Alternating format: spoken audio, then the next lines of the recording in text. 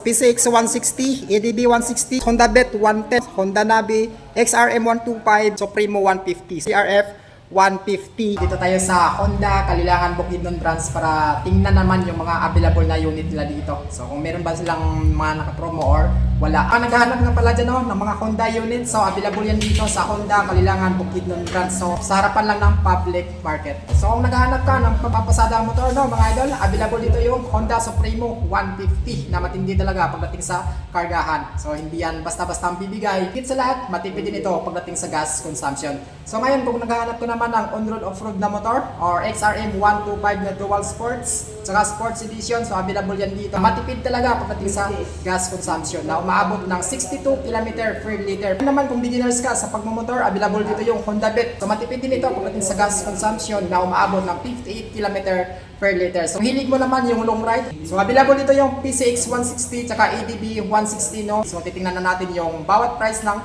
unit nila dito. So mula sa cash niya, sa down tsaka sa installment.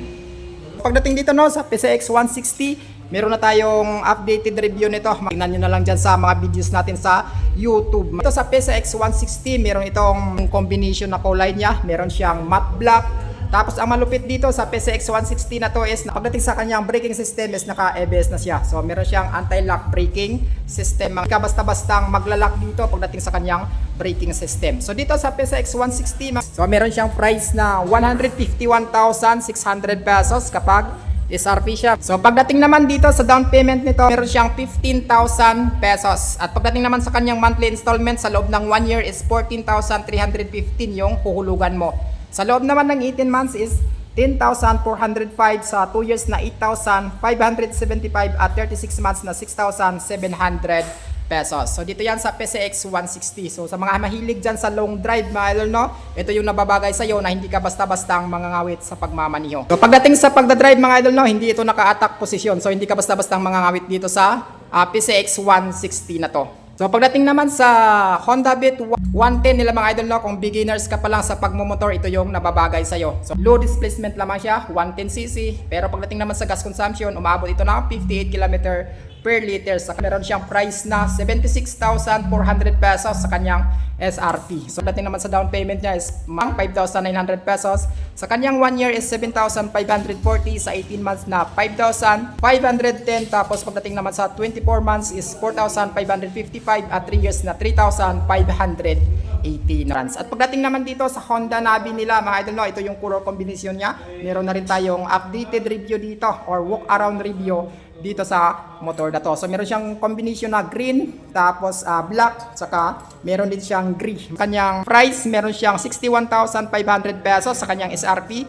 Pagdating naman sa down payment niya, meron lamang siyang 4,900 pesos. Sa loob naman ng 1 year niya, 6,040 pesos yung installment mo. Tapos sa 18 months is 4,425, sa 24 months na 3,665 at 3 years na 2,890. So kung naghahanap ka naman ng on-road off-road mga idol, available dito yung XRM 125. So pagdating dito sa motor nila mga idol no, so sa braking system niya is disc brake na siya sa harapan at maging sa likuran niya naka-disc brake din siya. Tapos pagdating naman dito is naka-mags na siya. So ibig sabihin kapag naka-mags siya mga idol no, may chance talaga na pwede mo siyang gawing tubeless siya. Dito sa XRM 125 nila mga idol no, yung kanyang headlight is inspired sa CRF 150L. So dito yan inspired mga idol no, yung XRM 125 nila. So pagdating naman sa price nitong XRM 125 na motard 79,300 pesos. So mas mahal ito siya sa sports or sa extreme. Kasi dating sa kanyang down payment is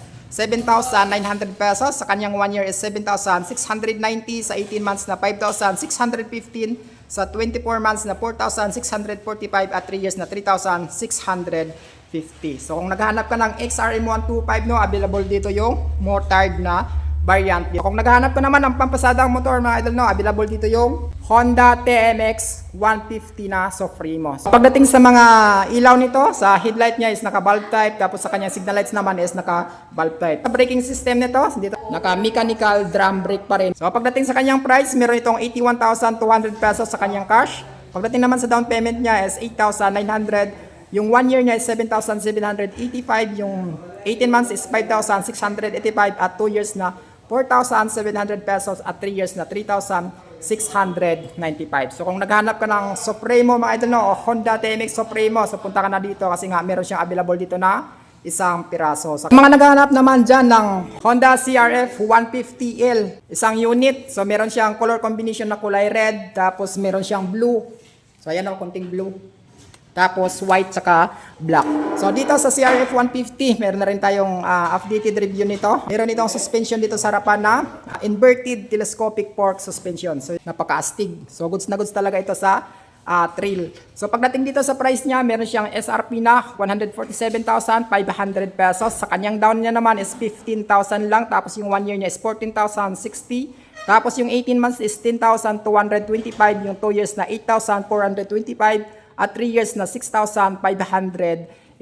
So dito yan sa CRF 150L nila. Sa mahilig naman dyan sa long drive, available dito yung EDB 160 nila. Andito pa yung kulay white na color combination, white saka black saka chrome. So pagdating sa braking system nito no, dito sa EDB 160 nila, so naka ABS na siya mga idol dito sa harapan. So meron siyang anti-lock braking system. So napakalupit niyan pagdating sa kanyang stopping power. So dito naman sa kanyang headlight, naka LED yan, maging sa signal light niya sa harapan, saka sa likuran is naka LED na. So pagdating dito sa price sa EDB 160 mga idol no, meron siyang 165,100 pesos. Sa kanyang down niya naman is 12,900. So mas mababa lang. Tapos pagdating sa 1 year is 15,905, sa 18 months na 11,560, 2 years na 9,515 at 3 years na 7,435. So kung isa dyan sa mga unit or motor na nabanggit natin yung nagustuhan nyo or natipuhan nyo, visit lang kayo dito no, sa Honda Kalilangan Bukidnon